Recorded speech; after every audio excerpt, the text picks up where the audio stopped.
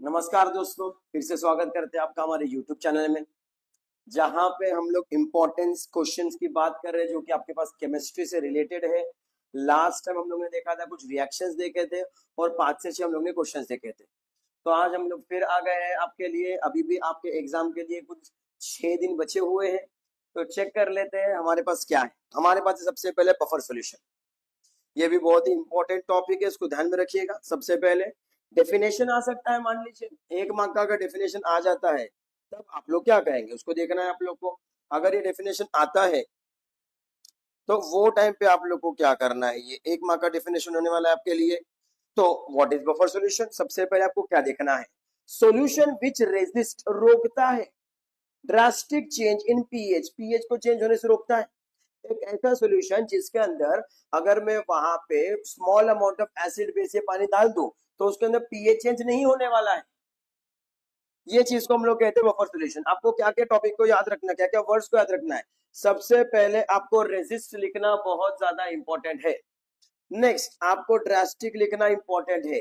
Change in pH लिखना important है। Small amount of आपके पास स्ट्रॉन्ग एसिड बेस लिखना इंपॉर्टेंट, एसिड बेस लिखना है।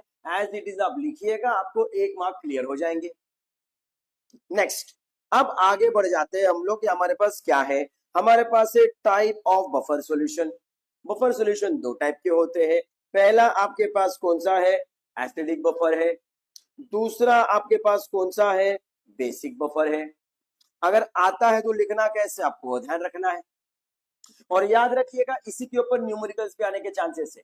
आयोनिक आपके पास जो चैप्टर है आयोनिक इक्विलिब्रियम, उसके अंदर से आपके पास बफर सॉल्यूशन से रिलेटेड न्यूमेरिकल्स आ सकते हैं। Chances are very bright. PH plus pOH वाला भी आ सकता है, chances are very bright, so ध्यान रखिएगा। टाइप ऑफ बफर सॉल्यूशन के अंदर हम लोग चेक कर लेते हैं हमारे पास क्या है। पहला हमारे पास है एसिडिक बफर। क्या है बेटा जी, एसिडिक बफर।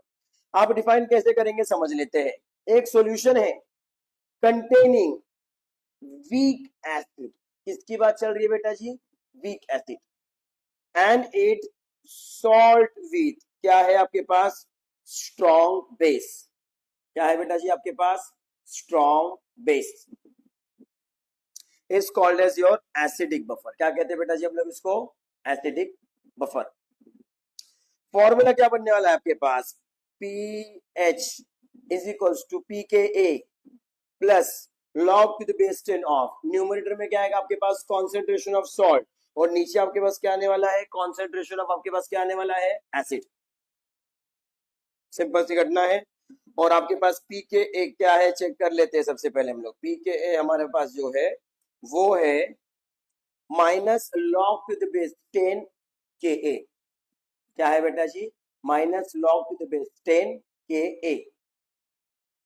नेक्स्ट आपके पास क्या है चेक कर लेते हैं। नेक्स्ट आपके पास क्या है, बेसिक बफर सॉल्यूशन है।